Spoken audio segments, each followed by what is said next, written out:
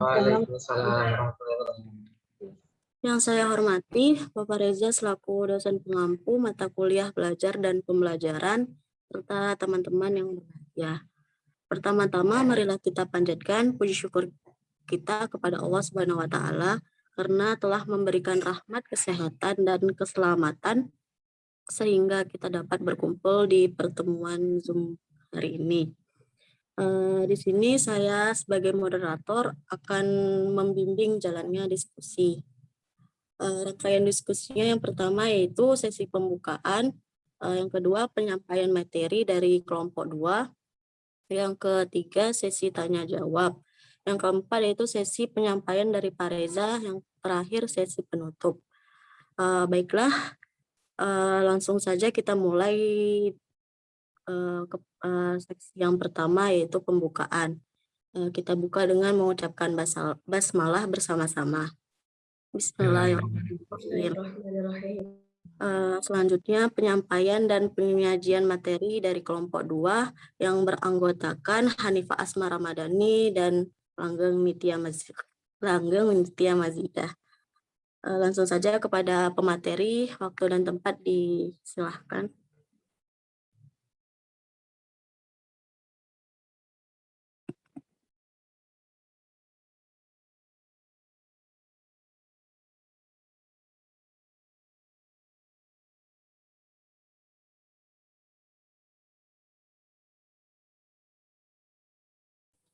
Ya, bismillahirrahmanirrahim. Kami dari kelompok 2 akan mempresentasikan teori belajar kognitivistik. Ya, lanjut, Nay. Mungkin digedein ya, Hanifah, di slideshow. Nah. Ya Pak, lagi di slideshow.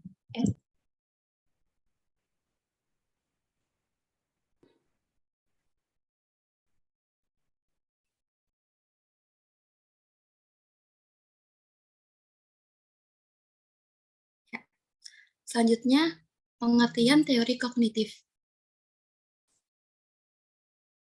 Belajar merupakan suatu proses internal yang mencakup ingatan, retensi, pengolahan informasi, emosi, dan aspek-aspek kejiwaan lainnya. Belajar merupakan aktivitas yang melibatkan proses berpikir yang sangat kompleks.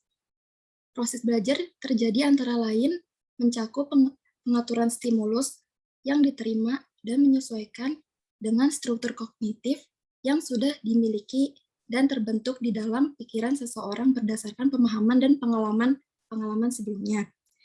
Teori belajar kognitif berbeda dengan teori belajar behavioristik. Teori ini lebih mementingkan proses belajar daripada hasil belajarnya. Tidak seperti model belajar behavioristik yang mempelajari proses belajar hanya sebagai hubungan stimulus dan responnya. Model belajar kognitif merupakan suatu bentuk teori belajar yang sering disebut sebagai perseptual. Model belajar ini mengatakan bahwa tingkah laku seseorang ditentukan oleh persepsi serta pemahaman teori tentang situasi yang berhubungan dengan tujuan belajarnya. Oke, next. Tokoh-tokoh teori belajar kognitif. Yang pertama akan dijelaskan oleh Hanifah Asma. Tokoh-tokoh teori belajar kognitif. Yang pertama ada Jean-Piaget. Jean-Piaget merupakan adalah seorang Piaget. Oh, Piaget. Jean-Piaget adalah seorang tokoh psikologi kognitif yang besar pengaruhnya terhadap perkembangan pemikiran para tokoh kognitif lainnya. Menurut Piaget, perkembangan kognitif merupakan suatu proses genetik, yaitu suatu proses yang didasarkan atas mekanisme biologis perkembangan sistem syaraf. Dengan semakin berkembangnya individu, maka semakin bertambahnya umur seseorang, maka makin kompleks susunan sel syarafnya dan makin meningkat pula kemampuannya.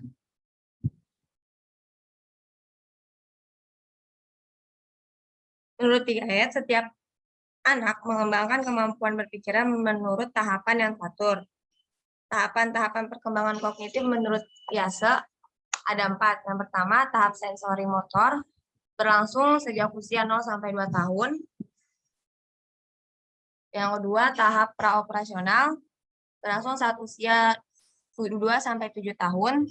Yang ketiga, tahap operasional konkret, berlangsung saat usia 7 sampai 11 tahun. Dan yang terakhir, tahap operasional formal dari mulai usia 11 tahun ke atas. Menurut Pigayat, ada 3 proses yang mendasari perkembangan kognitif seseorang, yaitu ada asimilasi, akomodasi, dan ekuilibrasi. Asimilasi adalah penyatuan data atau informasi dengan struktur kognitif yang ada. Kemudian ada akomodasi. Akomodasi yaitu penyesuaian struktur kognitif yang sudah ada dengan situasi baru. Dan terakhir ada ekuilibrasi, yaitu penyesuaian secara seimbang antara asimilasi dan akomodasi. Tokoh yang kedua ada J.S. Brunner. J.S. Brunner menekan pada teori kognitif ini, J.S. Brunner menekankan pada cara individu mengorganisasikan apa yang telah dialami dan dipelajari, sehingga individu mampu menemukan dan mengembangkan sendiri suatu konsep, teori, dan prinsip melalui contoh-contoh yang ia jumpai dalam kehidupannya. J.S. Brunner itu mengembangkan model pembelajaran kognitif, yaitu belajar penemuan atau discovery learning. Yang dimana guru menciptakan situasi belajar yang problematis, menstimulus siswa dengan pertanyaan-pertanyaan, mencari jawabannya sendiri, dan melakukan eksperimen. Dengan cara ini, pengetahuan yang diperoleh oleh siswa akan mudah diingat dan mudah digunakan dalam pemecahan masalah. Menurut Brunner, belajar pada dasarnya merupakan proses kognitif yang terjadi pada dalam diri seseorang. Ada 3 proses. Yang pertama, proses pemerolehan informasi baru. Yang kedua, proses transformasi. Proses ini merupakan tahap memahami, mencerna, atau dan menganalisis pengetahuan yang baru ia terima. Yang ketiga adalah menguji atau mengevaluasi pengetahuan tersebut. Untuk tokoh selanjutnya akan dijelaskan oleh Mazif. Ya, baik. Tokoh selanjutnya itu Althusser. Menurut Althusser, belajar haruslah bermakna materi yang dipelajari diasimilasikan secara non-arbiter dan berhubungan dengan pengetahuan yang telah dimiliki sebelumnya. Althusser ini seseorang psikolog kognitif. Ia menemukan bahwa yang perlu diperhatikan seorang guru ialah strategi mengajarnya. Kayak misalnya, pelajaran MTK bisa menjadi tidak berhasil jika siswa hanya disuruh menghafal rumus-rumus tanpa mengetahui artinya.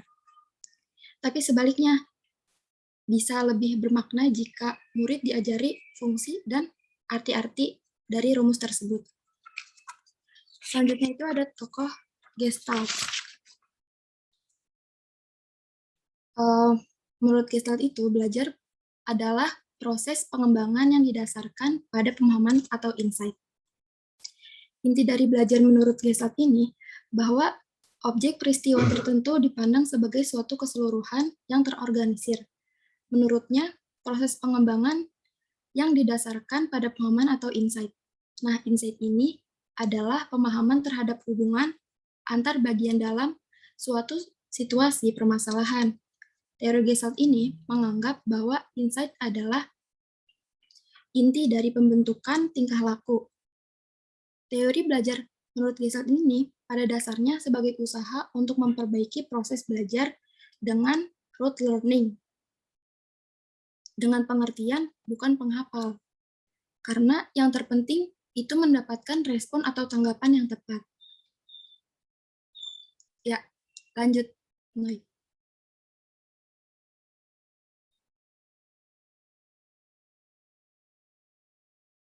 Kelebihan dan kekurangan akan dijelaskan oleh Hanifah Hasna. Kekurangan dan kelebihan dari teori belajar kognitif.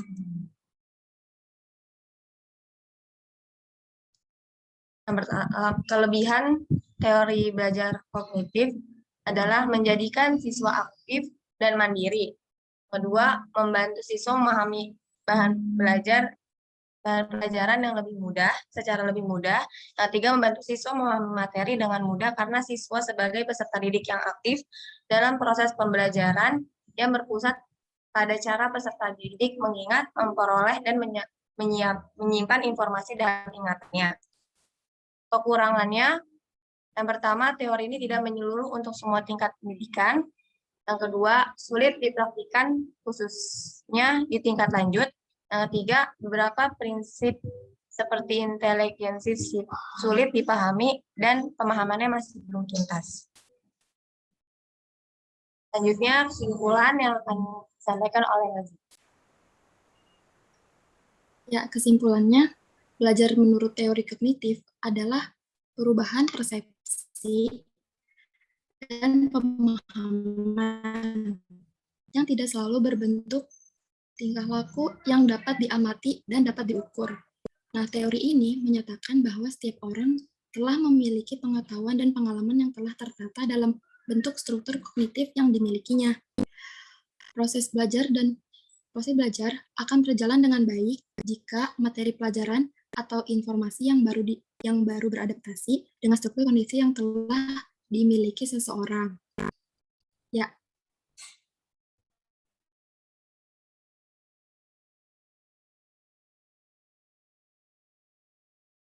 Next slide.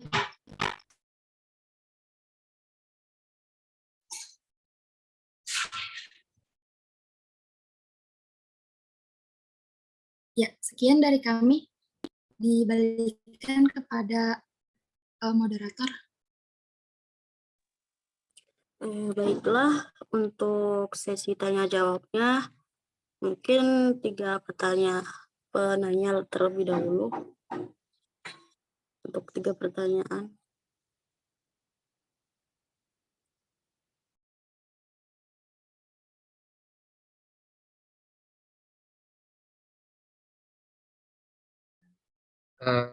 Moderator, izin bertanya. Ya, boleh, silakan. Udah ada yang resen tuh 2. Ya, maaf yang udah reset. Ya. Oke, baik, dilanjutkan. Tadi pada poin kekurangan yang ada di PowerPoint itu untuk teori belajar kognitivistik ini kurang cocok untuk pada tingkat lanjut gitu. Nah, sulit dipraktikkan khususnya di tingkat lanjut. Akan tetapi berdasarkan pemahaman saya,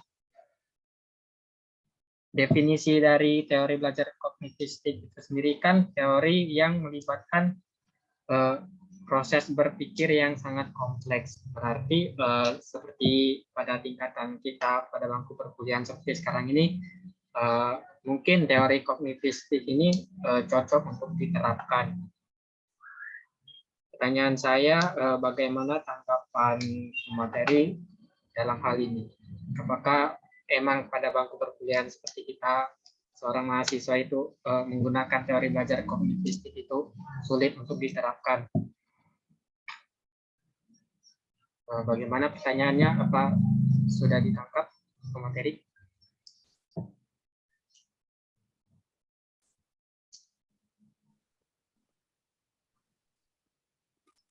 Baik. Untuk 2 pertanyaan lagi, mungkin Rizwa Zainubah ingin bertanya.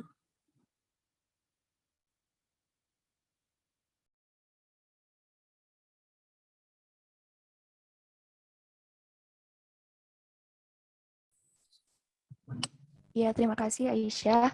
Saya ingin bertanya kepada kelompok 2. Itu nggak jauh beda sih dengan pertanyaan bintang, tetapi apakah teori ini bisa diterapkan untuk anak ABK ya, anak berkebutuhan khusus atau anak yang autis gitu. Kalau iya, bagaimana penerapannya, dan jika tidak, mengapa gitu. Itu aja. Terima kasih. Sama-sama. Mungkin yang terakhir dari Muftalabib, boleh bertanya. Oke, makasih moderator. Sebenarnya pengen nanya beberapa hal sebenarnya, cuma gimana ya, semacam brain fart, jadi ada di kepala gitu apa yang dipikirin, cuman pengen diucapin tuh kayak susah, kayak lupa tiba-tiba. Ini nemu tentang J.S. Brunner sama Jean Piaget, itu kan dua-duanya aliran kognitivism. Kemarin sama dulu Jean Piaget itu teori apa namanya, behaviorism. Jean Piaget itu teori kognitivism sama konstruktivism. Nah, salah satu pertanyaannya ini antara konstruktivism sama apa namanya kognitivism ini, kira-kira mana yang lebih penting atau gimana ya, mungkin kayak gitu.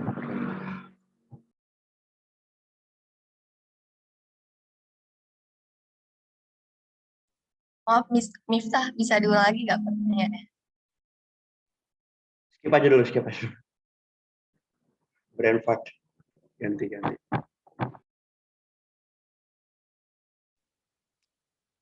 Baiklah, mungkin ada lagi yang ingin bertanya, boleh rangsang. Silakan, ada lagi nggak yang ingin bertanya? Ahmad, mau tanya nggak Ahmad? Kalau nggak tanya berarti udah ngerti ya. Nanti Pak, Itu biasanya Helga kalau udah ada jawaban nanti timbul pertanyaan Pak. Oh, Iya. itu Helga tuh. Ya, Olga boleh bertanya. Ya, oke, terima kasih moderator. Saya izin bertanya. Tadi kan sudah dijelaskan bahwa teori ini lebih mementingkan proses daripada hasil belajar ya. Terus di sini juga ada penekanan ingatan. Nah, pertanyaannya bagaimana dengan tingkat daya ingat yang kurang pada beberapa siswa? Soalnya kan tidak semua orang itu tingkat keingatannya sama ya. Ada yang hafalannya itu cepat, ada yang cara mahamnya itu cepat, ada juga yang lambat. Nah, bagaimana di dalam teori kognitivistik ini gimana nih untuk beberapa siswa yang tingkat daya ingatnya kurang gitu? Apakah disamaratakan? Jadi jadi menyamaratakan daya ingat siswa atau ada penekanan gitu, ada tambahan pembelajaran atau gimana gitu. Terima kasih.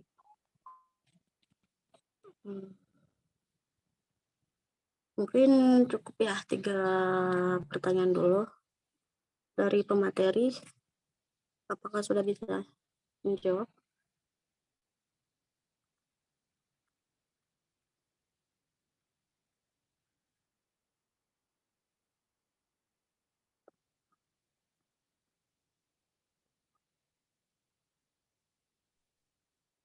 Ini gue pakai.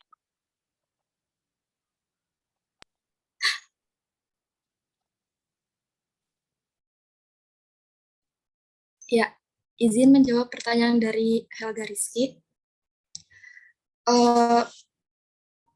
Gimana sih, kan tadi pertanyaannya kayak gimana sih daya ingat kan daya ingat setiap orang beda-beda gitu ya.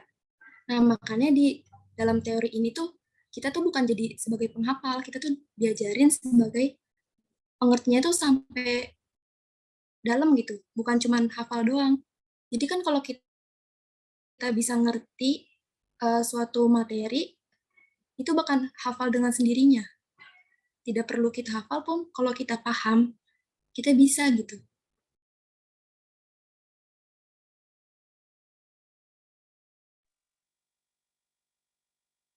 Bagaimana Helga?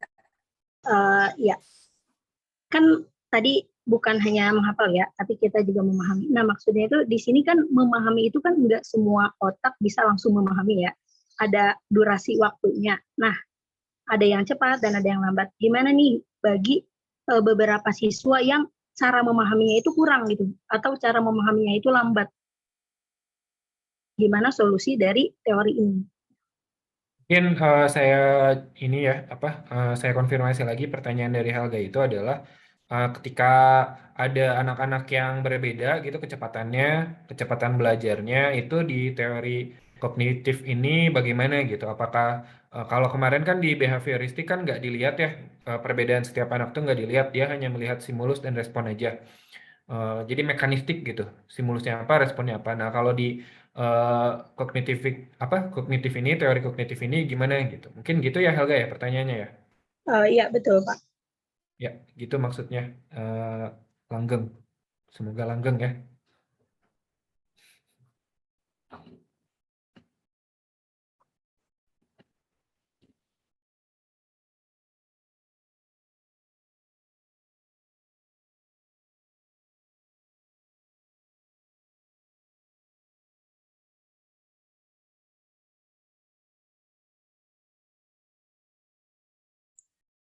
Menjawab untuk menjawab pertanyaan Helga. Jadi untuk siswa atau individu yang kurang pengalaman untuk menangkap menangkap materi yang diajarkan itu, mungkin siswanya ini bisa membuat catatannya sendiri. Jadi saat guru menjelaskan dia tuh mencatat. Nah, dan bisa juga sebelum ada mulainya pelajaran itu siswanya itu tuh mempelajari materi itu loh sebelum diajarin sama gurunya. Itu dari saya. Nanti dia setelah belajar, saat dikasih pelajaran sama gurunya, dia akan mengusahakan untuk belajar secara mandiri gitu. Jadi dia belajar lagi gitu.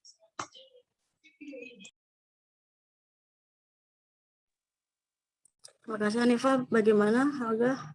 Mungkin maksudnya kalau itu strategi dari siswanya ya. Kalau ini mungkin maksud Helga adalah gurunya harus bagaimana gitu. Apakah tidak memperdulikan dari perbedaan-perbedaan tersebut atau gimana gitu. Mungkin maksud Helga seperti itu, Hanifah. Dari gurunya ya.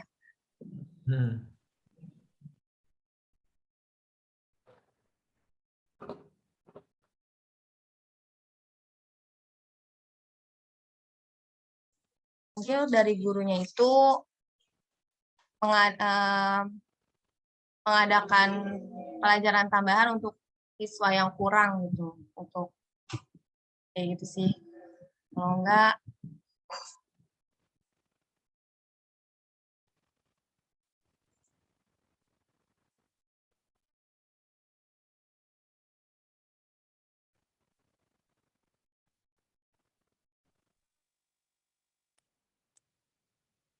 Ya, ada yang mau menambahkan tuh katanya tuh.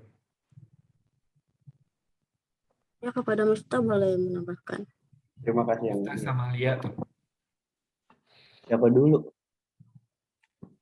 Miftah dulu kali ya. Jamsud. Oh enggak, oke. Sejauh yang udah Anda baca tentang antara pemahaman dan penghafalan yang ada di teori kognitivisme ini, sebenarnya ada sumber yang menyebut bahwa yang paling penting di kognitivisme itu pemahaman. Ada juga yang menyebut yang paling penting itu penghafalan. Dan yang menyebut pemahaman yang penting itu mereka bilangnya itu adalah bagian dari proses yang termasuk tujuan utama dari kognitivisme ini. Kognitivisme ini lebih mementingkan proses dibandingkan hasil dari belajarnya. Lebih mementingkan proses dibandingkan hasilnya. Kalau yang menyebut yang lebih penting ini penghafalan, itu mereka nyebutinnya itu adalah kekurangan dari teori kognitivisme. Nah, salah satu kekurangannya ini ya, oke gini, ada jelasin sedikit. Kognitivisme itu, ini sejauh yang Anda baca, kognitivisme itu jadi intinya tentang proses belajar. Makanya murid ini jauh lebih aktif karena guru ini memang tugasnya cuma nyusun-nyusun doang, jadi nyusun-nyusun kurikulum dan sebagainya. Nah, kayak contohnya yang udah diterapin dari SD sampai SMA, bahkan mungkin sampai kuliah ya. Dari SD itu kita belajar tentang misalkan gravitasi. sampai ke SMA kita itu masih belajar tentang gravitasi, cuman jauh lebih rinci kan, jauh lebih rumit, ya kan? Itu pembagiannya dari bawah ke atas itu ya guru kan yang nyusun. Nah, dari bawah ke atas itu tentunya butuh pemahaman yang nggak sedikit juga, karena dari awal kita udah harus paham tentang teori dasarnya. Masuk ke SMP jauh lebih tinggi lagi pemahamannya, ke SMA jauh lebih tinggi lagi. Dan ketika sudah paham, itu sebenarnya masih bisa lupa juga. Dan di situ yang salah satu kekurangannya itu, ya di situ. Ketika kita lupa di teori yang awal, di teori dasar ya, pas kita naik ke atas itu lebih ribet lagi. Dan kenapa jauh lebih susah ditingkatkan, diterapkan di tingkat lanjut, itu sebenarnya pengen jadi pertanyaan saya juga kenapa. Cuman yang saya paham, Jean Piaget ini, dia merumuskan teorinya yang, apa nama teorinya? Apa namanya? Ya pokoknya itulah, yang ada 4 tingkatan dari umur, yang berdasarkan umurnya 0 sampai 2. Perkembangan kognitif. Ah? Perkembangan kognitif. Perkembangan kognitif. Makasih, Pak. Jean Piaget itu dapat teori tersebut berdasarkan percobaannya, penelitiannya, pengamatannya terhadap anaknya sendiri ketika masih kecil. Itu. Jadi mungkin beliau itu tidak memikirkan buat nerapin di tingkat yang lebih lanjut, dan mungkin juga penerapan di tingkat lebih lanjut ini lebih sulit. Itu karena pembagiannya jauh lebih susah lagi terhadap materi-materi yang lebih rinci. Mungkin gitu. Itu aneh. Sebenarnya pengen coba jawab 2 pertanyaan yang tadi, yang Helga sama Bintang. Kepada Helga, bagaimana jawaban dari Miftah? Mungkin sekalian sama Lia ya. Tadi Lia juga ngancungkan tangan. Nah, saya di sini boleh berpendapat menurut saya, Pak. Ya, silakan Lia. Ya. Jadi izin berpendapat aja ya. Kalau menurut saya, jadi apa ya? Kan emang tidak dipungkiri lagi kalau misalnya di dalam suatu kelas itu kan pasti ada anak yang emang tuh kayak cepet gitu nerapnya. Misalnya kayak yang emang basic apa ya? Emang dia tuh emang apa ya? Punya apa ya?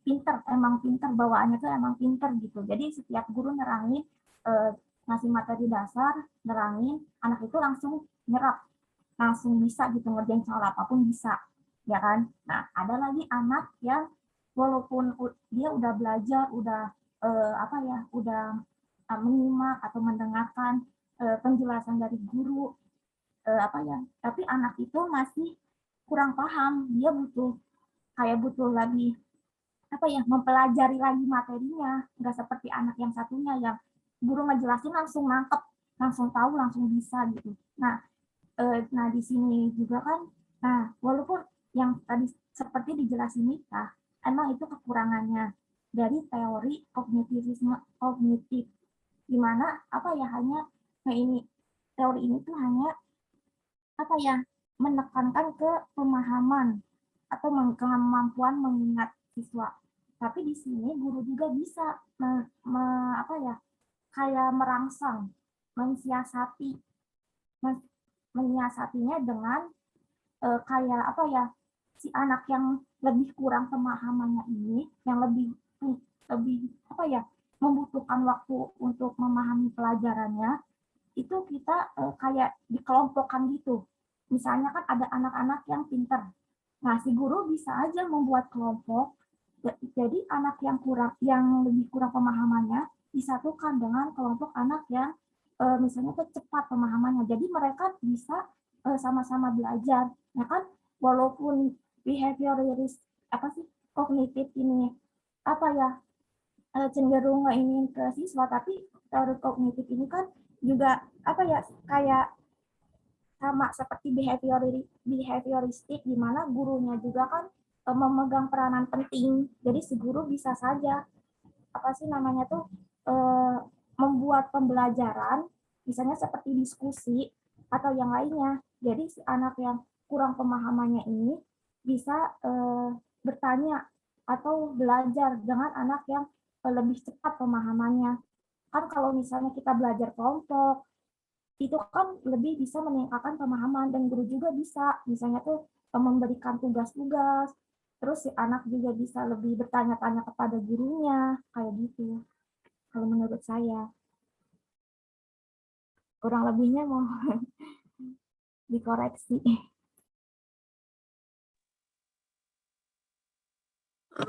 Baik, kepada Helga, bagaimana?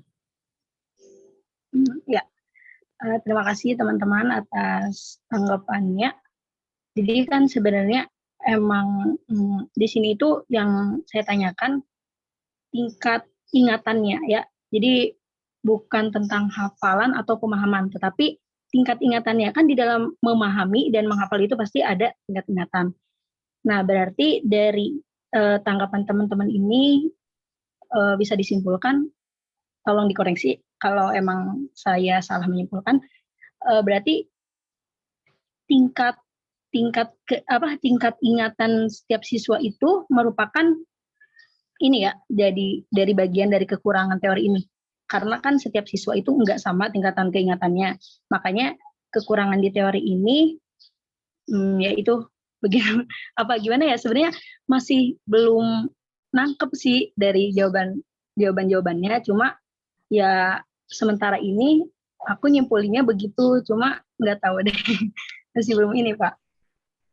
Gini. Kalau menurut yang Anda baca kayak gini. Jadi itu tadi Anda kayaknya belum jawab pertanyaannya juga tadi kelewatan. Maksudnya yang tadi itu jadi gini. Salah satu kelemahannya juga di teori kognitif ini, semua siswa ini dianggap sama rata gitu. Jadi berdasarkan tingkatannya semuanya dianggap sama rata, kecuali kalau ada antisipasi dari sekolahnya, misalnya kayak apa yang udah disampaikan sama Lia tadi, ada antisipasi dengan cara pengelompokan kelas berdasarkan kemampuan siswa-siswanya, atau misalkan nanti di luar kelas itu ada jam tambahan seperti itu. Jadi tindakan dari guru yang melihat siswa yang tingkat hafalannya, ingatannya beda-beda, atau misalkan pemahamannya beda-beda ya, itu disesuaikan dengan tingkatan tersebut, itu dibagi ke kelas yang beda-beda. Terus juga ya misalkan dia juga belum bisa di kelas yang udah dibagi-bagi itu, belum bisa menyamai teman-temannya, itu juga salah satu kekurangan dari teori ini, yaitu anaknya harus tinggal kelas. Kayaknya seperti itu dari yang udah. Mungkin Fahmi ingin menambahkan. Baik, terima kasih. Tadi sebenarnya pengen menambahkan, cuman udah mungkin sedikit dijawab sama Bang Miftah. Mungkin saya akan mengulangi lagi.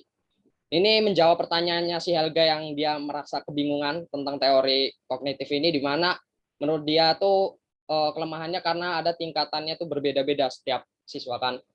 Nah, untuk sebagai pendidik, untuk misalnya dia menerapkan teori kognitif, di mana teori kognitif ini yang kita tahu bahwasannya dia tuh lebih menekankan pada suatu proses belajar. Nah, ketika kita menemukan siswanya yang ibaratnya tingkat pemahamannya berbeda, misalnya si A nih kalau misalnya dikasih materi langsung nangkep tanpa harus tanpa harus mengulang lagi ataupun lama lah. Nah, untuk yang si B ini dia tuh menangkapnya sedang lah misalnya. Nah, untuk yang si C ini menangkapnya lambat. Nah, gimana sih cara untuk menerapkan pada siswa-siswa tersebut yang berbeda, dalam artian menangkap ataupun intelijensinya, EQ-nya lah bisa dikatakan. Nah, di situ kita bisa membuat kayak inovasi, kayak misalnya pendidik membuat semacam bengkel klinik. Nah, bengkel klinik ini fungsinya untuk apa? Fungsinya untuk mendidik anak-anak atau memberikan tambahan waktu atau ajaran baru, atau bukan ajaran sih, tambahan waktu untuk mengajar kepada anak-anak yang merasa dirinya itu kurang dalam bidang hal tertentu gitu. Nah, fungsinya untuk apa? Biar menyetarakan kognitif siswa tersebut. Seperti itu.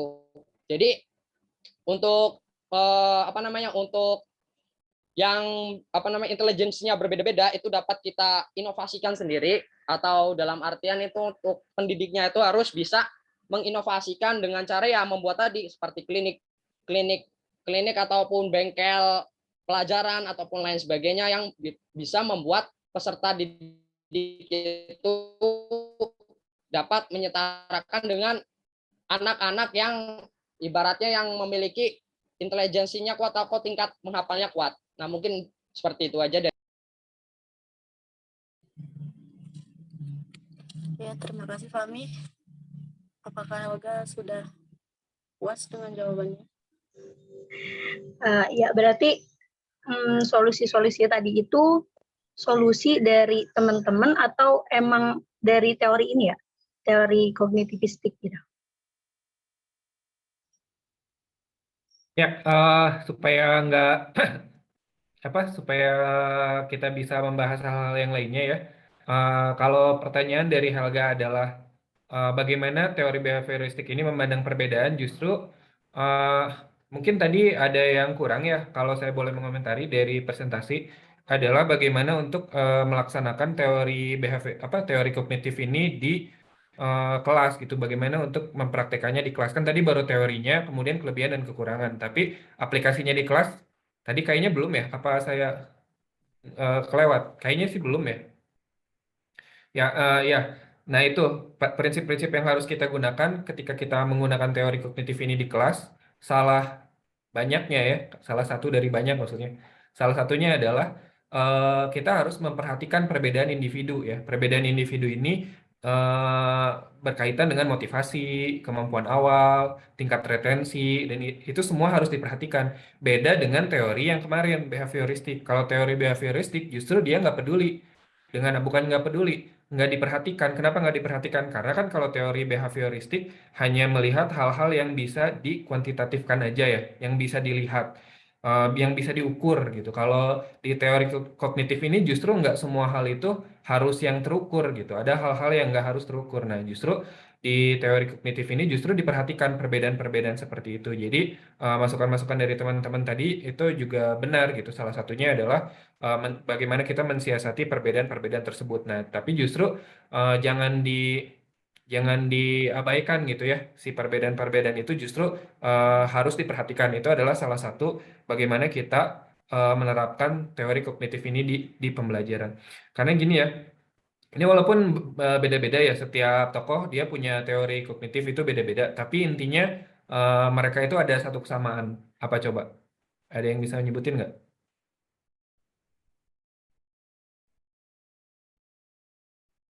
Ada yang bisa nyebutin nggak satu kesamaan dari beberapa tokoh? Sebenarnya tadi masih ada satu lagi ya tokohnya yang penting, yang lumayan penting dan terlewat itu Ganye ya. Ganye tadi nggak ada ya. Apa coba persamaannya? Adanya apa? Proses. Adanya tahapan ya. Tahap. Adanya tahapan-tahapan. Kalau menurut Piaget tahapannya apa? Perkembangan kognitif ya. Ada apa tuh? Ada preoperasional, ada operasional formal, ada operasional konkret ya. Formal. Ada yaitu kalau Piaget. Kemudian kalau Brunner apa? Tadi juga. Nah ini Hanifah sama siapa ini Langgeng ya? Materinya kok sedikit banget ya.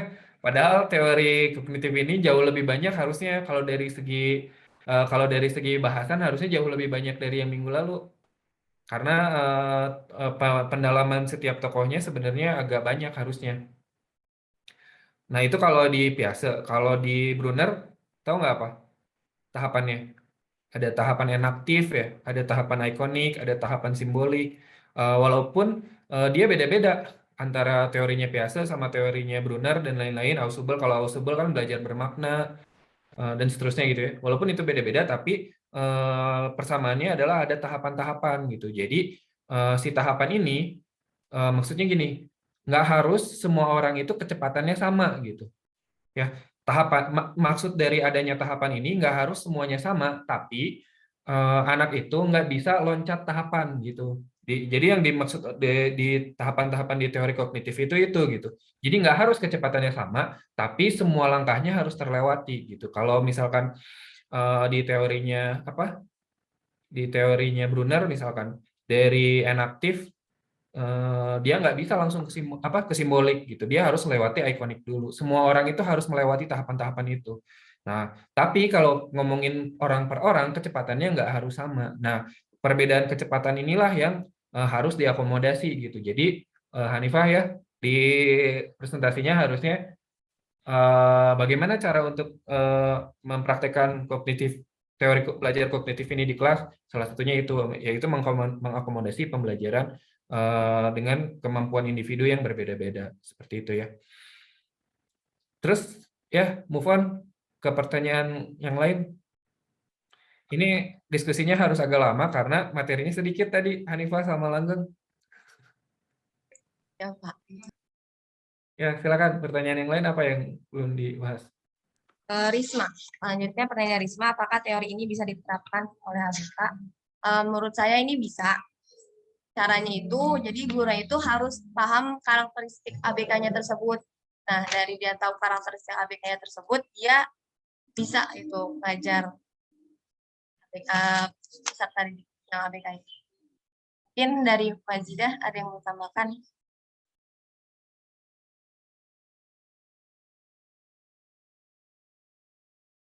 Mungkin teman-teman ada yang mau nambahin?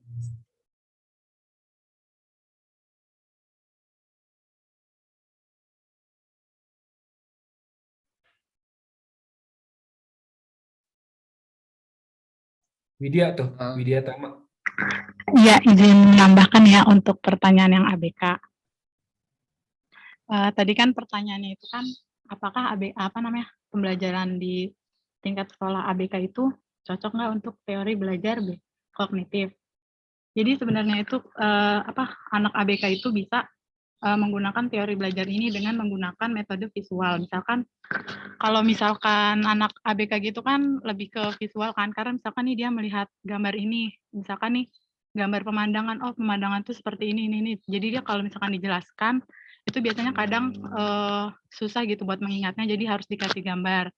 Terus kalau misalkan ada anak ABK yang gangguan penglihatan, jadi kita misalkan nih pembelajaran lagi belajar taman gitu ya, jadi kita langsung datengin ke tamannya, terus mereka itu suruh berjalan, oh taman itu nih berarti luas, terus ada pohon-pohonnya, terus ada bunganya, terus bunganya itu dipegang, terus biar dia tahu bunga itu kayak gimana kan dipegang, terus juga bunganya itu dicium, wangi bunga tuh seperti ini gitu. Kalau ABK jadi menggunakan metode visual, itu sih menurut saya. Terima kasih, maaf kalau ada yang salah.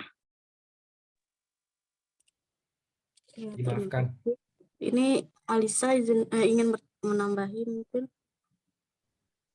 Ya, izin menambahkan ya, pemateri untuk jawabannya, untuk pertanyaannya dari Risma.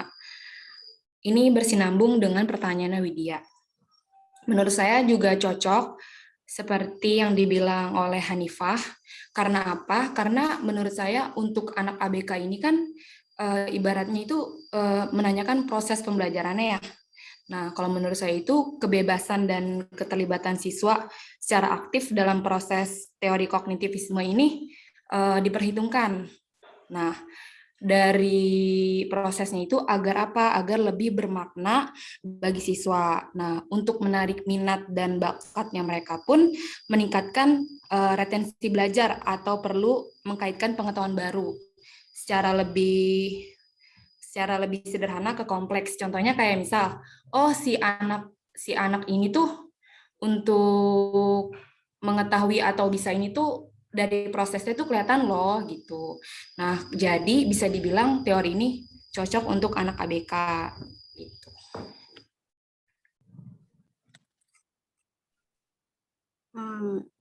Miftah mau menambahkan lagi?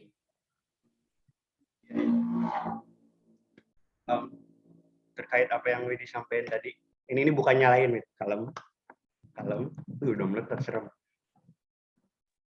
Tentang pembelajaran visual, sebenarnya ini Anda pengen nyampain ketika nanti di pembelajaran taksonomi Bloom, kalau nggak salah ada tentang pembagian teori visual, learner, terus juga audio learner, audio visual, dan lain-lain. Itu teori yang dibahas nanti setelah tengah semester. Dan nanti sebenarnya bakal dibahas juga lebih lanjut di teori Howard Gardner, multiple intelligence.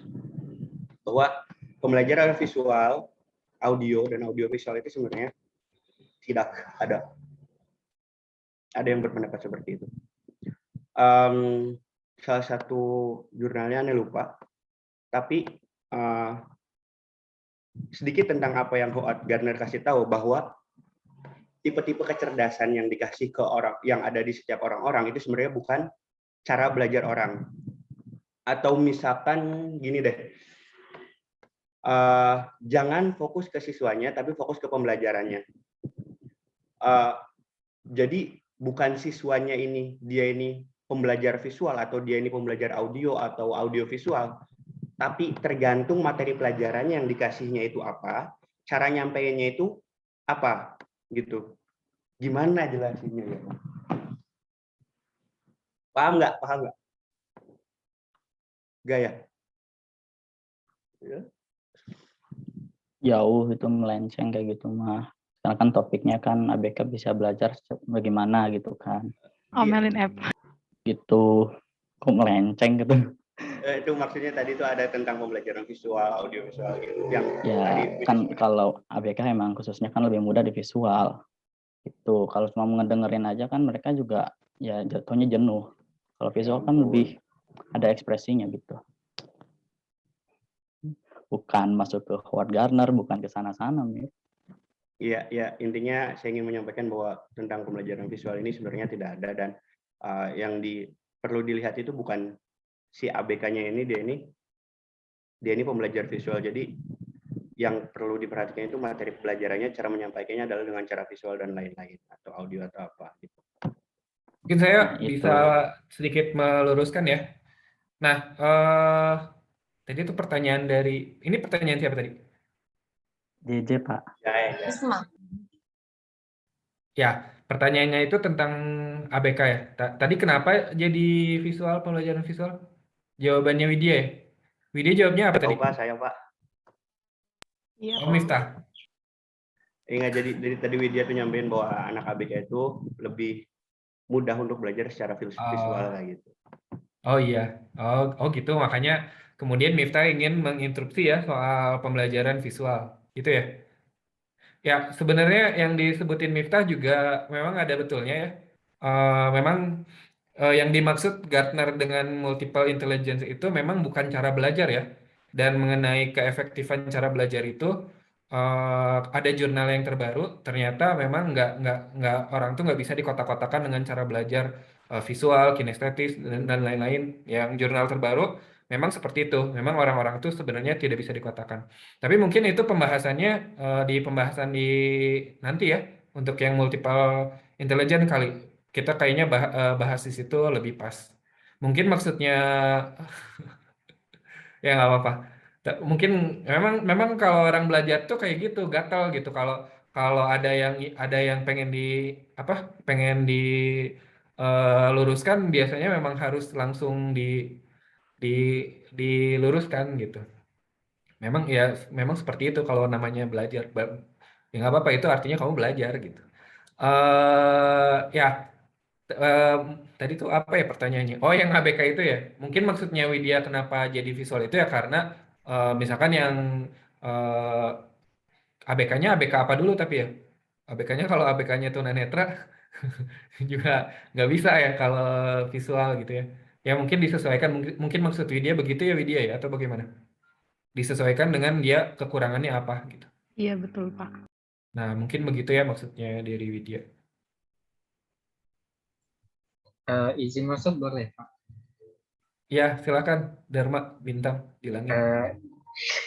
Ini kalau menurut pendapat saya untuk ABK sendiri itu teori belajar kognitivistik ini kurang cocok diterapkan pada ABK, soalnya untuk ABK sendiri kan itu singkatan dari anak berkebutuhan khusus. Jadinya siswa atau peserta didik ini tuh sangat memerlukan bimbingan khusus dari guru-gurunya gitu. Jadi sedangkan untuk teori belajar kognitivistik ini kan siswa lebih aktif daripada gurunya gitu kan, kurang lebih. Jadi ya untuk anak ABK sendiri ini kurang cocok diterapkan apabila belajar dengan menggunakan teori belajar kognitivistik ini, Pak. Kalau menurut pendapat saya. Gimana Dharma? Sorry, tadi saya gimana menurut Dharma? Iya, anak berkebutuhan khusus ini kurang cocok apabila belajar dengan menerapkan teori belajar kognitivistik ini, Pak. Karena Karena kan ABK ini kan singkatan dari anak berkebutuhan khusus. Nah, si Kirain anak buah peserta kapal. didik si peserta didik dan siswa ini kan sangat memerlukan bimbingan yang lebih lanjut, bimbingan yang lebih dalam lagi untuk dapat memahami pembelajaran. Sedangkan untuk kognitivistik ini sendiri kan siswa dianggap lebih aktif daripada guru. Jadi kurang cocok gitu, Pak, kalau menurut saya. Jadi kalau menurut Bintang, untuk yang berkebutuhan khusus, dia nggak bisa belajar aktif gitu ya? Atau gimana? Lebih memerlukan bimbingan khusus dari gurunya. Jadi kurang cocok untuk teori kognitivistik ini. Gitu. Menurut yang lain gimana? Kalau kata saya mah dua-duanya benar, Pak. Dua-duanya benar tuh apa sama apa? Bintang sama Alisa tadi. Gini, jadi Bintang itu ngomong bahwa... Kalau Alisa tadi bilang apa sih? Kalau Alisa bilang bahwa ABK ini emang harus belajar lewat kognitivis ini teorinya. Kenapa bener kayak gitu? Karena ya emang kalau pengen belajarnya gampang ya harus dikasih tahapan-tahapan juga kan. Itu termasuk dari bagian kognitivistik. Tapi susahnya itu ya mereka harus aktif. Sebenarnya nggak harus aktif kalau nggak menerapkan keseluruhan dari kognitivistik. Jadi sebagian mungkin dari kognitivistik, sebagian lainnya dari behaviorism, sebagiannya lagi dari pragmatisme dan lain-lain gitu. Jadi mungkin dua-duanya benar kalau dilihat dari itu. Bimbingan khusus dari gurunya gimana? Iya, maksud dari bimbingan khusus dari gurunya itu kayak si gurunya itu kan harus lebih memperhatikan karakteristik siswanya, terus harus dapat memberikan stimulus yang dapat direspon oleh peserta didiknya itu. Jadi si guru ini tuh sangat-sangat aktif dalam proses pembelajaran di kelas dibandingkan dengan siswanya. Nah, itu kan bagian dari behaviorism sama multiple intelligence juga. Jadi kalau digabung mungkin kayaknya. Alisa tuh angkat tangan tuh. Kelamaan tuh Alisanya angkat tangan. Nanti keteknya bau. Astagfirullahaladzim. Iya, jadi tuh kenapa saya bisa bilang cocok untuk anak ABK? Mungkin ini memperjelas ya, dari teori kognitivisme itu kan teori ini lebih memperhatikan proses belajar daripada hasilnya. Nah, sebenarnya perbedaan individual pada diri siswa perlu diperhatikan nih dari sini kan, berarti nah karena faktor ini sangat mempengaruhi keberhasilan pelajaran bagi siswa. Nah, makanya saya bisa bilang teori ini cocok untuk anak ABK gitu. Turunin Mohon dulu diluruskan, katanya Pak. tangannya. Oh iya. Enggak deh, enggak apa-apa. Ya, mungkin saya langsung aja ya, diluruskan aja. Jadi Bintang, apakah diperhatikan secara khusus itu berarti anaknya tidak aktif atau gimana? Menurut saya kayak berbeda hal ya. Antara apakah anak yang selalu diperhatikan itu pasti dia pasif gitu? Pengalaman saya gitu, Pak. Bukan sayanya, tapi Pak, orang lain. Jadi si ABK ini tuh berkebutuhan apa? dibimbing terus kayak autis gitu, Pak, mentalnya kurang dari yang lain. Gitu. Tapi apakah itu adalah sebuah bentuk bimbingan berdasarkan teori kognitif? Mungkin. Kan enggak juga. Jadi kalau saya pikir Miftah, kok Miftah? Bintang di langit dan jauh di sana. Tuh saya di antara bintang-bintang tuh. Oh ya, menurut saya bintang itu mungkin kurang ini ya, bukan kurang. Jadi nggak sama gitu bintang antara harus terus diperhatikan dengan belajarnya tidak aktif gitu. Diperhatikan itu bukan berarti belajarnya harus tidak aktif. Bisa aja belajarnya belajar aktif, tapi memang dia harus diperhatikan secara khusus gitu. Secara khusus diperhatikan secara khusus ini bukan berarti si siswanya itu disuapi gitu belajarnya, bukan seperti itu gitu. Jadi tetap aja gurunya menyiapkan tugas-tugas pembelajaran yang sesuai dengan perkembangan kognitifnya, tapi siswanya yang lebih aktif gitu. Tetap mungkin caranya lebih khusus gitu daripada teman-temannya yang lain. Nah, itu tergantung pada metode yang digunakan oleh guru kan ya. Nah, kalau misalkan yang dilihat Bintang itu kelihatannya seperti itu ya mungkin iya gitu pada kenyataannya di kelas bahwa ketika ada anak yang berkebutuhan khusus gurunya jadi cenderung lebih aktif daripada anaknya. Tapi pertanyaannya apakah itu teori belajar kognitif? Karena teori belajar kognitif sendiri menginginkan bahwa siswanya harus aktif kan ya. Seperti itu ya Bintangnya. Jadi mungkin itu sih yang perlu diluruskan. Ya, terima kasih Bintang. Ada lagi nggak pertanyaan yang belum kejawab tadi? Pertanyaan saya Jadi belum, saya Pak. moderatornya. Siapa sih ini moderatornya? Pertanyaannya Bintang belum kejawab. Oh ya, pertanyaannya Bintang yang belum kejawab. Apa pertanyaannya Bintang tadi? Ini moderatornya siapa sih harusnya tadi? Aisyah ya? Ya, Pak Aisyah saya. malah kabur Aisyah.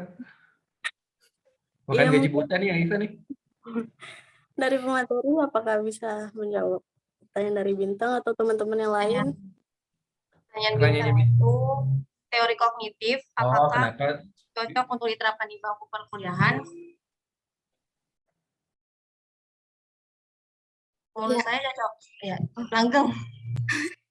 Ya, menurut kita tadi udah kita bahas sih cocok kalau buat kuliah, cuman Loh, ya gitu tapi kalau tadi misalkan di PowerPoint-nya kekurangannya tidak cocok diterapkan di tingkat lanjut tadi.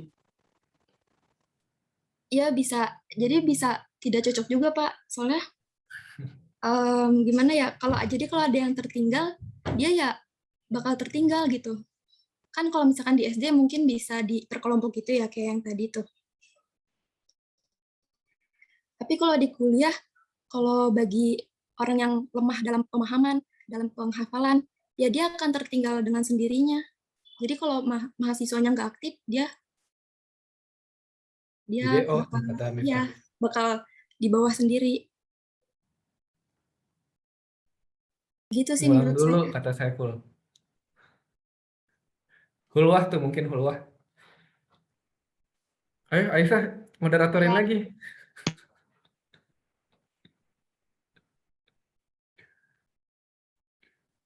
Ya, Hulwah.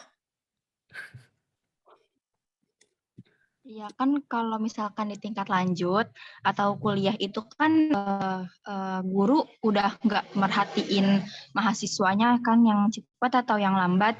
Jadi kita sebagai mahasiswanya itu mau kayak tadi kata Majid, kita yang nyari sendiri lingkungan kita harus pintar-pintar berteman sama orang. Kalau misalkan yang misalnya data lambat, ya kita harus pintar untuk ngedeketin yang cepat, jangan malah yang lambat. Nah itu dari kesadaran kita, bukan dikelompokkan dari belajarnya itu.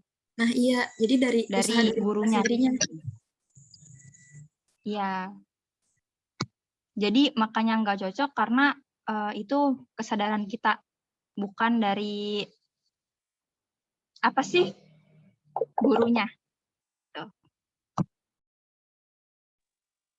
Ini mungkin saya juga langsung masuk aja ya, karena supaya nggak berlarut-larut.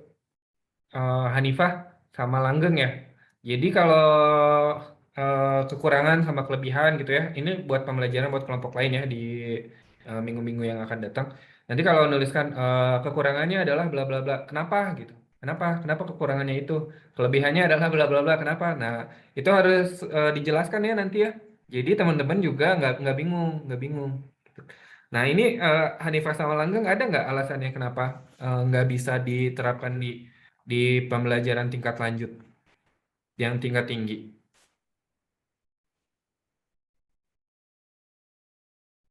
Kalau tadi yang ditambahkan oleh Aisyah dan lainnya kan itu bagaimana cara mensiasatinya.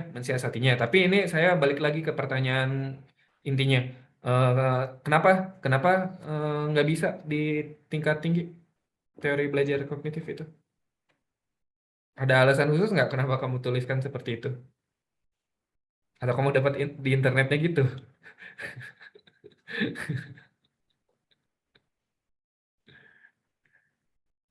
Kurang cocok karena itu sih Pak balik ke mahasiswanya sendiri kalau misalkan dia emang kurang pemahamannya walaupun misalkan dia udah di jenjang perkuliahan terus emang kayak udah dewasa tapi kalau misalkan pemahaman masih kurang itu mungkin jadi kekurangan.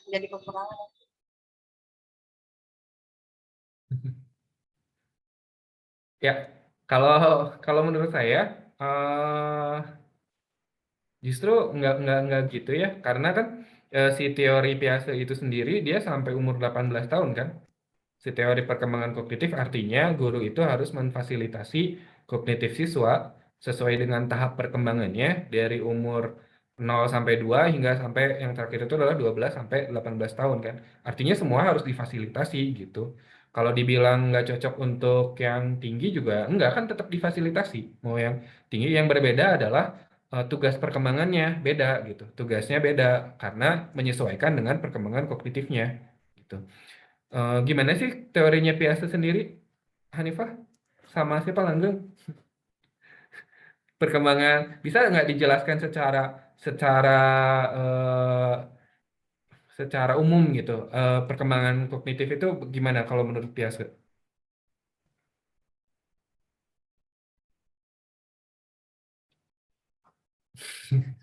Kalau umur 0 sampai 2 tahap apa tuh namanya? Kalau umur 0 sampai 2 itu dia sensor motor. Nah, anaknya ngapain Jadi tuh kalau kayak anaknya gitu? itu dia itu apa ya? Dia tuh kemampuannya itu kegiatan motor. Jadi kayak misalkan dia melihat dirinya sendiri sebagai makhluk berbeda dengan objek lainnya kayak misalkan dia ngaca terus ini dianya terus di dalam kaca itu misalkan ada cermin oh aku sama dia sama cermin itu beda oh nggak usah kayak gitu ya terus dia suka memperhatikan sesuatu yang lebih lama gitu misalkan dulu kalau masih kecil misalkan ngelihat bulan di langit terus tuh bulannya kalau kita bulannya jalan pasti kita kayak mantengin terus kan tuh bulannya itu bulannya ngapain gitu bisa kayak kok bulannya ikut kita jalan juga gitu kalau menurut saya Pak. Terus yang kedua itu tahap praoperasional itu di umur 2 sampai 7 tahun yaitu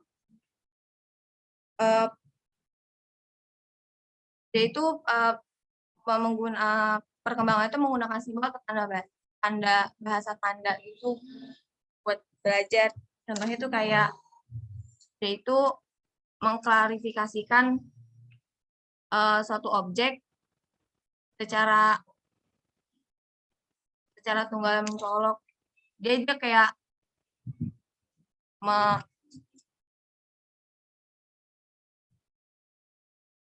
bahasa tanda bukan bahasa panda.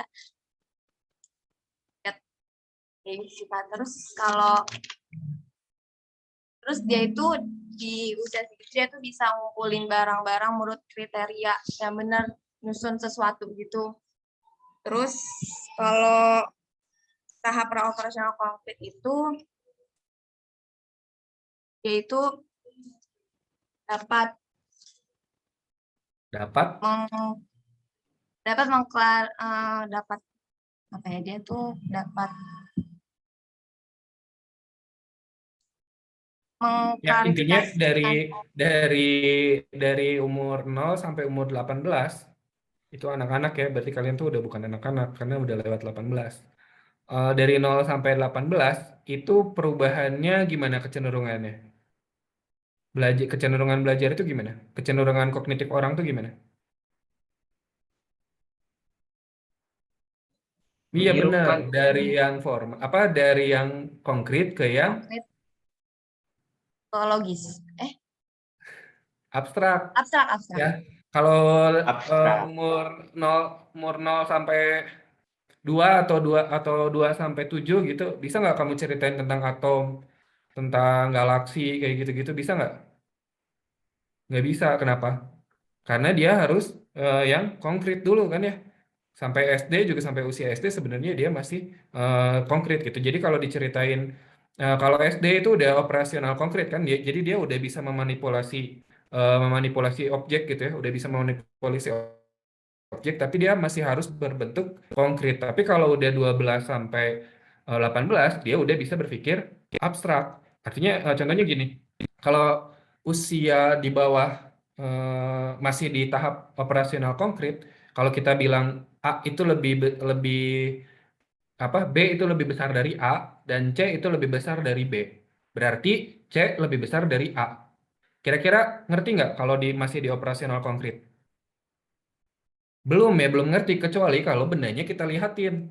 Ini lebih banyak daripada ini lebih banyak daripada ini sama ini banyakan mana. Pasti dia bisa lihat kalau konkret bendanya ada gitu. Tapi kalau di usia yang 12 sampai 18, dia sudah bisa berpikir abstrak ya, sudah bisa berpikir abstrak, kemudian jadi dia udah bisa ngambil kesimpulan tuh kalau B itu lebih besar daripada A dan C itu lebih besar daripada B, berarti C itu lebih besar daripada A gitu. Padahal bendanya nggak ada, jadi cuma di abstraksinya aja kayak gitu. Nah, itu adalah contoh dari perkembangan kognitif ya. Contoh dari perkembangan kognitif. Nah, artinya apa? Artinya si gurunya itu harus menyesuaikan si tugas-tugas belajarnya itu sesuai dengan perkembangan kognitifnya. Kalau kamu ngasih tugas bagaimana cara kerja nuklir ke anak kelas 2 SD, kira-kira nyambung nggak? Bagaimana reaksi nuklir ke anak kelas 2 SD? Jelaskan dengan bahasamu, misalkan gitu. Susah, kenapa? Karena nggak bisa berabstraksi. Ya, belum bisa berabstraksi. Nah, kalau untuk anak SMP atau SMA mungkin dia sudah bisa. Nah, maksudnya begitu. Jadi, kita aja belum tentu paham, Pak. Kan udah pernah belajar di kelas 12. Nanti juga ada fisika nuklir ya, mata kuliahnya. Ya itu ya. Jadi menyesuaikan si tugasnya, menyesuaikan gitu. Bukan berarti yang tingkat lanjut nggak bisa, cuman beda aja tingkat pemahamannya, tingkat kognitifnya beda gitu. Kalau yang lebih bawah itu cenderung konkret, kalau yang lebih atas itu cenderung abstrak. Nah, semakin tinggi tingkat kognitif seseorang, semakin dia bisa berpikir secara abstrak gitu. Ya, jadi abstraksi itu hanya bisa dilakukan orang yang tingkat kognitifnya sudah tinggi. Semakin rendah tingkat kognitifnya itu semakin konkret gitu. Bahkan kalau di tahap yang paling awal, tahap sensori motor, kalau menurut si Piaget itu, dia itu bahkan harus disentuh gitu. Kalau kita kan melihat mobil ya itu mobil gitu. Tapi kalau anak umur 0 sampai 2 tahun, dia itu benar-benar harus menggunakan panca indera kan, benar-benar harus benar-benar disentuh gitu. Kalau yang disentuh gitu. Kayak gitu, makanya kalau anak umur 1 tahun gitu kan dideketin sama setrika, bahaya nggak? Bahaya, karena dia nggak tahu bahwa setrika itu panas sampai dia menyentuh si setrikanya. Kamu bilang ke anak umur 1 tahun, ini namanya setrika panas gitu, kalau dicolokin dia panas. Ngerti nggak anak umur 1 tahun sampai 2 tahun? Nggak akan ngerti, karena dia belum pernah menyentuh setrika yang panas. Nah, itulah kenapa beda gitu ya antara yang tingkatan rendah dengan tingkatan tinggi. Nah, maksudnya begitu ya. Ini berapa nih? 15 menit lagi ya? 25 menit lagi. Ada pertanyaan yang belum kejawab nggak? Sudah, Pak. Sudah jawab. Udah ya?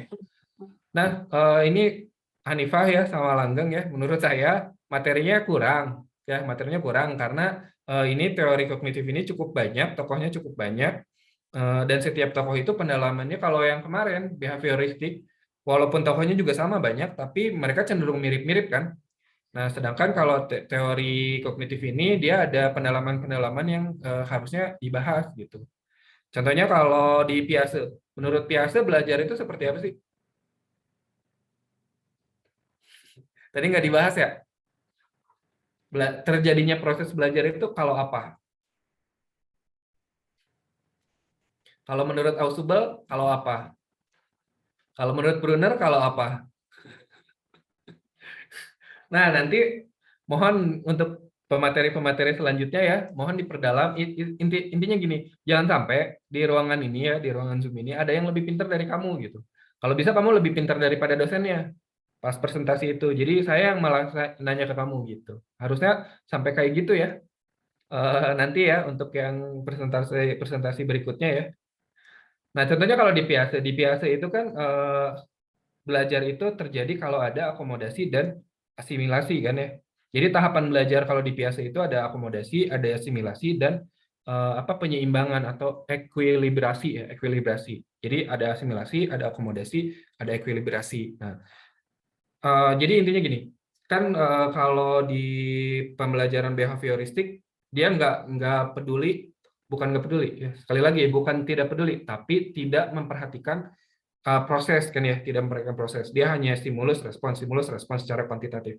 Nah kalau di kognitif itu nggak gitu, jadi pembelajaran itu adalah bagaimana ketika seorang siswa itu melihat apa yang apa yang dia punya, apa yang dia sudah ketahui, dan apa yang dia rasakan dibandingkan dengan apa informasi baru yang diberikan gitu. Jadi kita udah punya sesuatu nih di dalam pemikiran kita, kemudian gurunya memberikan informasi baru.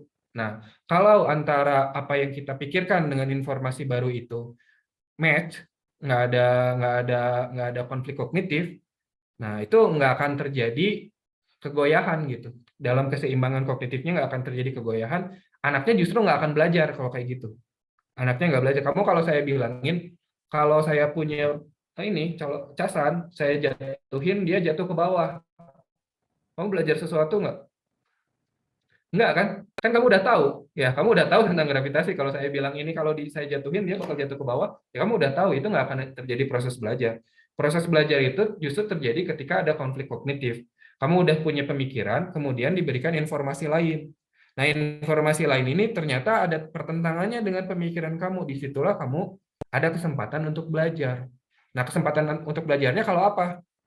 Kalau dia mampu beradaptasi. Nah, beradaptasinya itu melalui proses tadi. Proses apa tadi yang pertama? Asimilasi, akomodasi, dan ekuilibrasi. Asimilasi itu apa? Asimilasi itu adalah proses untuk kita menyesuaikan informasi yang baru dengan struktur kognitif yang kita punya. Gitu. Jadi ada informasi baru nih, tapi berbeda nih dengan struktur kognitif kita. Kita sesuaikan dulu.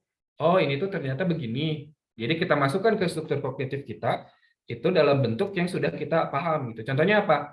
Contohnya kamu mungkin pertama belajar langsung perkalian nggak waktu matematika? Atau langsung logaritma? Atau langsung integral parsial? Nah, betul, penjumlahan pengurangan dulu kan? Penjumlahan dulu. Kamu udah punya konsep penjumlahan. Kemudian gurunya memberikan konsep perkalian. Nah, jadi gini, perkalian itu adalah penjumlahan berulang. Misalkan 2 kali 3, itu artinya 3 tambah 3 tambah, udah gitu aja ya, 3 tambah 3 gitu.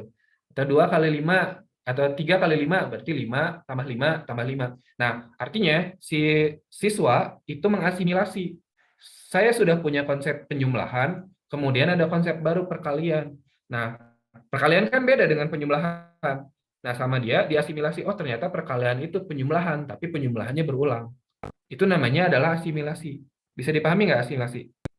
Bisa dipahami ya? Nah, kebalikannya adalah akomodasi. Kalau akomodasi, dia menyesuaikan struktur kognitif dia dengan informasi yang baru. Kalau tadi kan asimilasi itu informasi baru disesuaikan dengan struktur kognitif. Kalau akomodasi itu sebaliknya, struktur kognitif disesuaikan dengan informasi baru.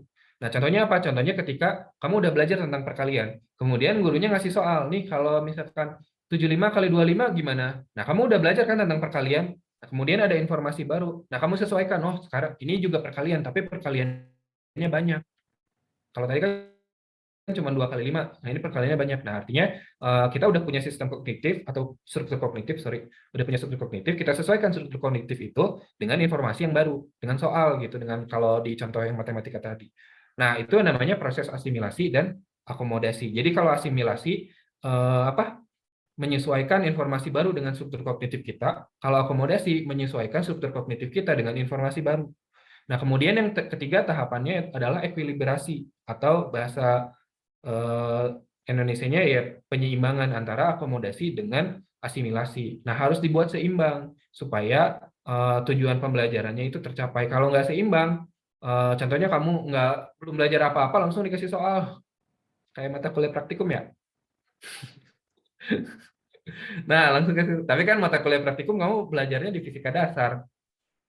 Ya, jadi kamu udah belajar itu sebetulnya. Udah belajar, nggak langsung. Coba pengen kamu belajar matematika langsung kasih soal aja terus. Seimbang nggak pembelajarannya? Tercapai nggak? Enggak. Atau dikasih materi aja terus, nggak pernah dikasih kesempatan untuk mengaplikasikan materi tersebut sama nggak seimbang juga. Nah, jadi harus ada proses ekuilibrasi. Nah, menurut Piaget, proses belajar itu terjadi ketika ada asimilasi, akomodasi, dan ekuilibrasi gitu ya. Itu contohnya tuh harusnya Piaget tuh dibahas sampai situ sama Hanifah sama Langgeng tuh. Kemudian contoh lainnya apa? Ausubel. Kalau David Ausubel teorinya tentang apa?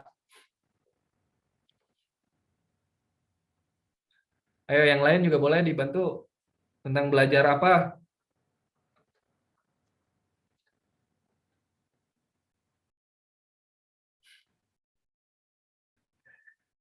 Yang lainnya juga kan udah dikasih tugas untuk baca kan? Harusnya.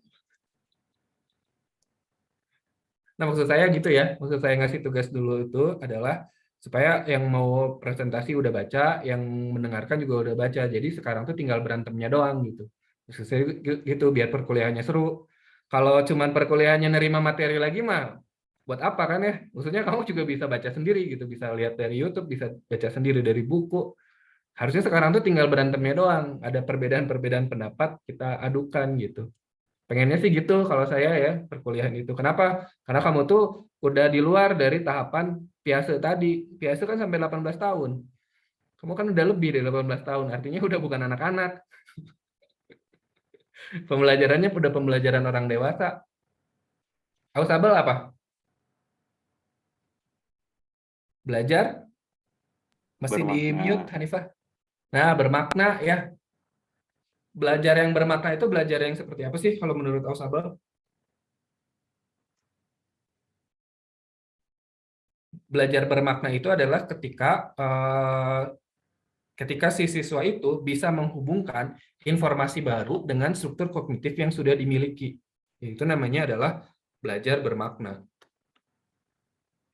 Nah, contohnya adalah dengan penggunaan peta konsep misalkan. Peta konsep itu dia punya fungsi beberapa fungsi ya. Pertama, bisa fungsi untuk belajar. Contohnya yang tadi, ketika ada informasi baru, dia hubungkan dengan informasi yang sudah dia miliki, itu hubungannya apa gitu. Jadi nanti ada proporsi-proporsi.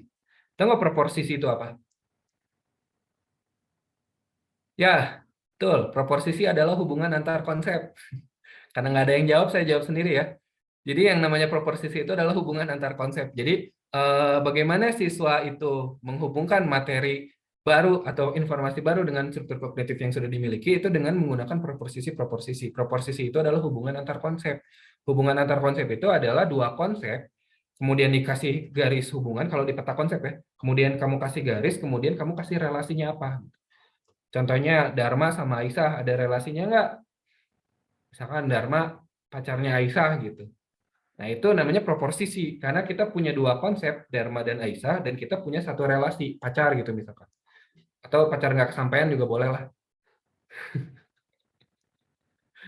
Nah, itu ya. Nah, jadi si informasi baru itu ditempelkan ke struktur kognitif yang sudah dimiliki, itu dengan proporsi. Nah, itu menghasilkan pembelajaran yang bermakna. Jadi, fungsinya untuk belajar, atau kebalikannya, fungsinya untuk mengevaluasi. Bagaimana kamu mengatakan seseorang itu sudah paham tentang sesuatu gitu ya, itu kamu bisa suruh dia untuk bikin peta konsep misalkan. Kalau seseorang bikin peta konsep dan peta konsepnya, peta konsep yang bagus itu kan peta konsep yang kompleks ya, yang hubungan antar konsepnya itu banyak gitu, dia berjaring-jaring. Kalau cuma satu jaring, artinya dia pemahamannya masih rendah. Jadi antar konsep itu cuma satu jaring gitu, itu pemahamannya masih rendah. Tapi kalau kamu bikin peta konsep, kemudian kamu bisa menghubungin ini hubungannya dengan ini hubungannya dengan ini hubungannya ini, semakin kompleks, itu artinya semakin bagus pemahamannya tentang materi itu. Gitu.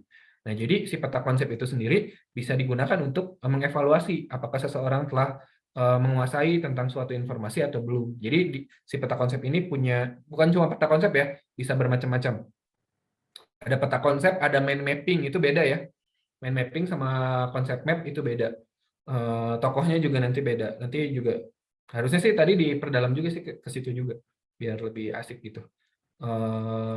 Itu ya. Tadi belum lagi bahas apa? Oh ya, Ausubel ya. Nah, si David Ausubel itu gitu. Ya itu. Kemudian ada teorinya Brunner, ya baca sendirilah ya sisanya ya. Karena sekarang tampaknya bacanya belum maksimal. Atau lagi banyak tugas atau gimana nih? Kayaknya belum maksimal ya, baik yang presentasi maupun yang lain gitu yang mendengarkan juga audiensnya kayaknya bacanya kurang maksimal. Untuk minggu depan baca dulu ya. Untuk minggu depan baca dulu supaya kita di sini tuh nanti tinggal berantemnya doang biar seru, biar nggak ngantuk. Soalnya Alisa kayak ngantuk tuh dari tadi. Ya Alisa ya. Ya gitu. Mungkin ada lagi nggak yang ingin ditanyakan?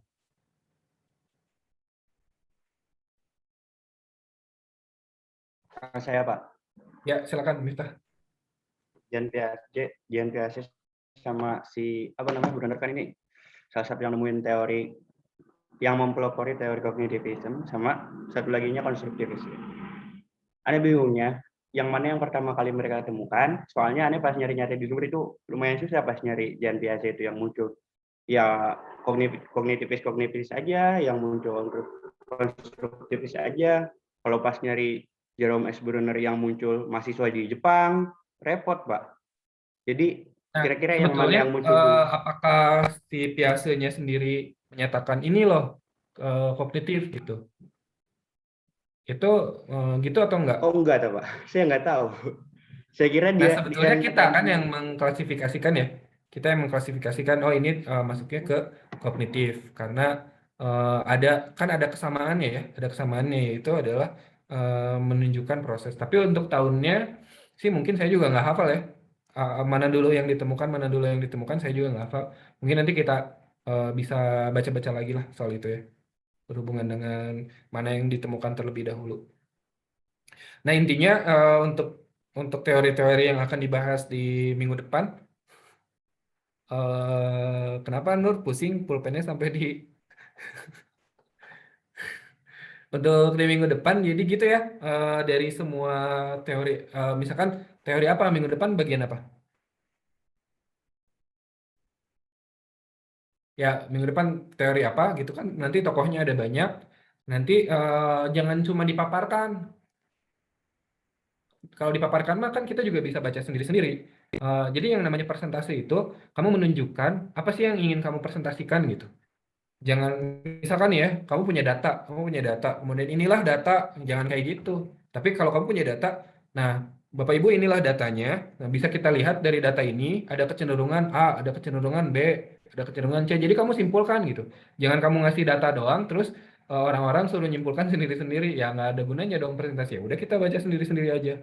Ya, jadi untuk minggu depan yang presentasi ini sebenarnya bukan cuma untuk yang minggu ini ya, untuk bukan cuma untuk mata kuliah ini.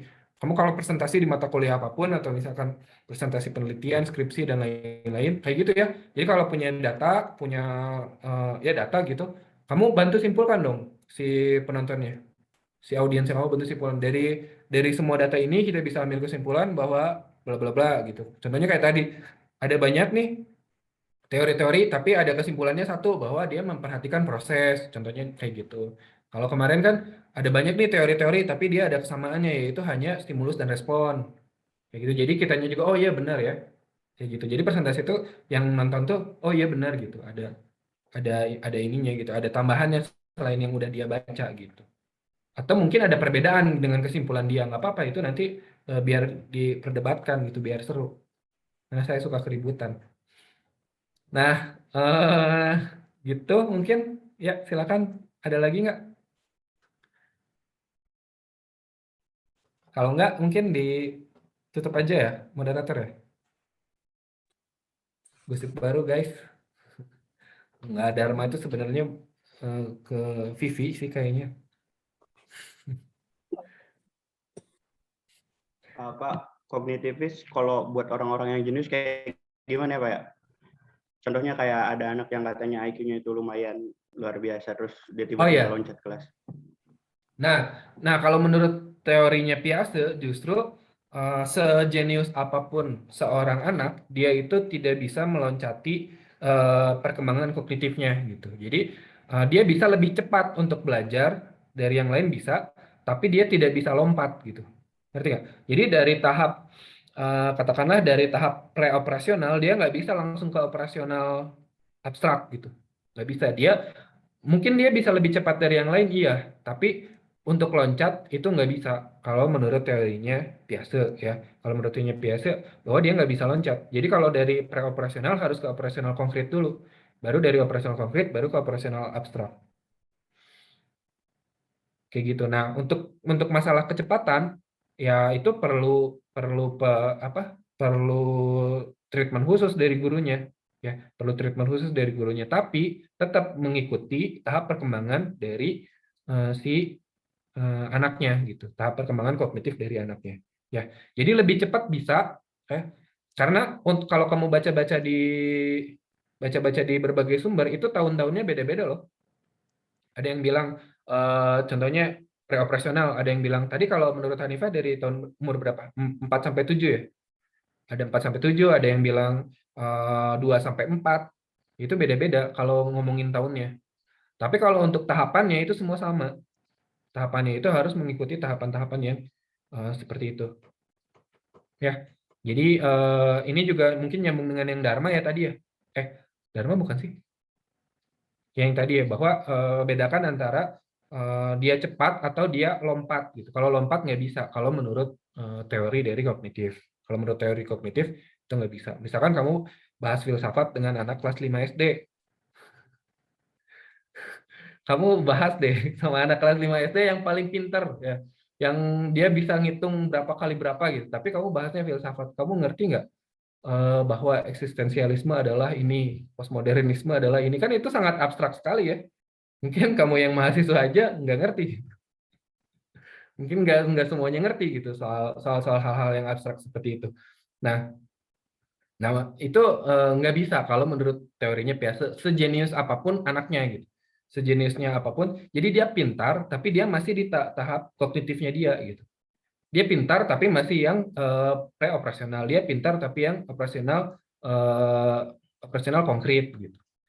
Ya, gitu ya, Miftah. Sebenarnya ada yang mau ditanyain lagi, cuman nampaknya kalau dilanjutkan repot juga waktunya. Ya, waktunya. Karena saya juga sebenarnya ini ada acara ya, latsar, jadi mungkin moderatornya mana nih? Gaji Bute nih moderatornya nih. Ya, ditutup ya, Pak. Ya, kan. Oh, nggak digaji ya? Lupa. Digaji ya, pakai emot uang ada nggak? Nggak ada. Ya, sesi terakhir itu penutupan yang doa pembacaan doa dari Sela. Kepada Sela dipersilakan. Baik teman-teman, marilah kita akhiri perkuliahan hari ini dengan membaca kafaratul majlis. Subhanakallahumma wa bihamdika asyhadu an la ilaha illa anta astaghfiruka wa atubu ilaik. Setelah ini saya kembalikan ke PJ, yaitu Bintang. Kepada Bintang dipersilakan. Ya, baik, terima kasih Sela. Pak, di sini saya mau dokumentasi buat PJJ hari ini. Oh, learning log-nya diisi ya? Ya. Ada di deskripsi kan? Linknya ada di deskripsi ya? Nah, diisi ya, tiap pertemuan diisi ya. Supaya kamu juga bisa. Dan kamu itu bisa baca hasil learning log kamu. Bagus, Ahmad. Lucu.